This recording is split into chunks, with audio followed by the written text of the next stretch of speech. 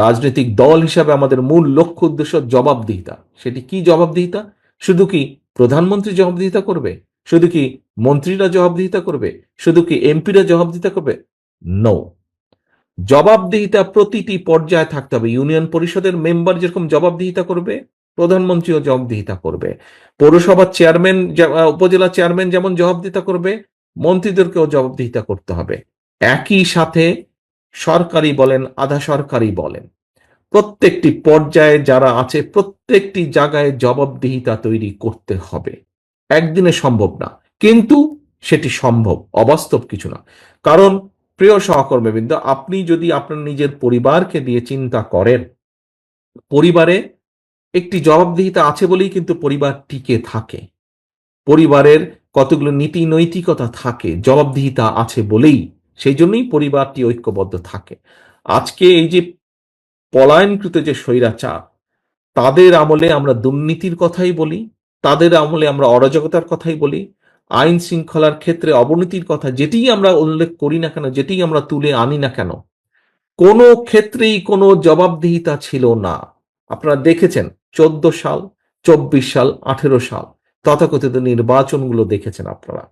এই ফরিদপুরেই আমরা দেখেছি, পত্রপত্রিকায় দেখেছি যে তাদের অঙ্গ সহযোগী সংগঠনের নেতারাই বলেছে যে, বিভিন্নভাবে পত্রিকায় এসেছে যে হাজারো কোটি টাকা তারা পাচার করে দিয়েছে। এখন এই যে অর্থ পাচার তারা করেছে, এটি কার কি ফরিদপুরের মানুষ ভালো সেটি জানে, কিন্তু করেছে তো, ঘটনা তো এরকম একটি নিশ্চয়ই ঘটেছে, নাহলে এই কথা আসলো কেন? এখন দেশে যদি সত্যিকার ভাবে জবাবদিহিতা থাকতো, তাহলে কি দেশের মানুষের এই 2000 কোটি টাকা পাচার করা সম্ভব ছিল? অবশ্যই সেটা সম্ভব ছিল না। কাজেই আমরা দুর্নীতিকেই অ্যাড্রেস করতে চাই, আমরা আইনের শাসনকেই প্রতিষ্ঠিত করতে চাই। আমরা স্বাস্থ্য খাতে, এখানে একজন ডাক্তার সাহেব একটি কথা বলেছেন, আমরা স্বাস্থ্য খাতে এমন একটি পরিবেশ তৈরি করতে চাই যেখানে দেশের মানুষ দেশের চিকিৎসকের কাছেই চিকিৎসা সুবিধা নিতে পারবে। আমরা এমন একটি পরিবেশ তৈরি করতে চাই যেখানে যেখানে শিক্ষার্থীরা তাদের তাদের যেটা ন্যায্য শিক্ষা, সেই শিক্ষা দেশের করতে নিতে পারবে। যেটি আমরা করতে চাই না কেন, একজন পলিটিক্যাল অ্যাক্টিভিস্ট বা একজন রাজনৈতিক কর্মী হিসেবে আমি মনে করি, জবাবদিহিতা যদি প্রতিষ্ঠিত করা যায়, তাহলেই একমাত্র সবকিছু, অনেক কিছু করা সম্ভব। এবং সেই অনেক কিছুর যদি সূচনা করতে হয় প্রিয় সহকর্মীবৃন্দ, তাহলে আমাদেরকে নিশ্চিত করতে হবে যে দেশে একটি, যেই নির্বাচনের জন্য দেশের মানুষ, যেই জবাবদিহিতা তৈরির জন্য, যেই অধিকার প্রতিষ্ঠিত করার জন্য দেশের মানুষ জীবন দিয়েছে, আমাদের হাজারো নেতাকর্মী শহীদ হয়েছেন, সেই কার্যটি যাতে সম্পন্ন হয়। এবং এই কাজটি যদি করতে হয়, ঘুরে আবার পিছনেই যেতে হবে। সমগ্র মানুষ একত্রিত হয়ে, বিভিন্ন শ্রেণী পেশার মানুষ ঐক্যবদ্ধ হয়ে যেরকম স্বৈরাচারকে পালিয়ে যেতে বাধ্য করেছে, ঠিক অধিকারকে, দেশের মানুষের অধিকারকে প্রতিষ্ঠিত করতে হলে সকলকে একত্রিতভাবে ঐক্যবদ্ধভাবেই করতে হবে।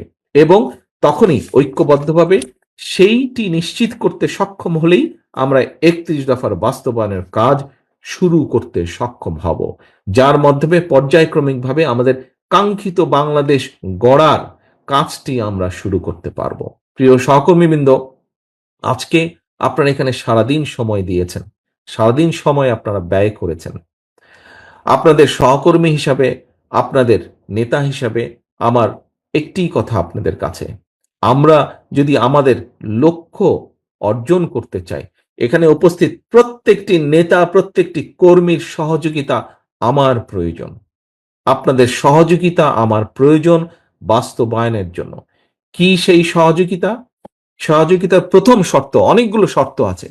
প্রথম শর্তটি হচ্ছে প্রথম শর্তটি হচ্ছে জনগণকে আস্থায় রাখা। এবং জনগণকে যদি আস্থায় রাখতে হয়, আপনি বিগত 15 বছরের বেশি সময় বহু অত্যাচার, নির্যাতন সহ্য করে আজ এই জায়গায় দাঁড়িয়ে আছেন বা আজ এই জায়গায় উপস্থিত হয়েছেন। আপনাদের কাছে বিষয়টি, ঝড় আপনারা পার হয়ে এসেছেন,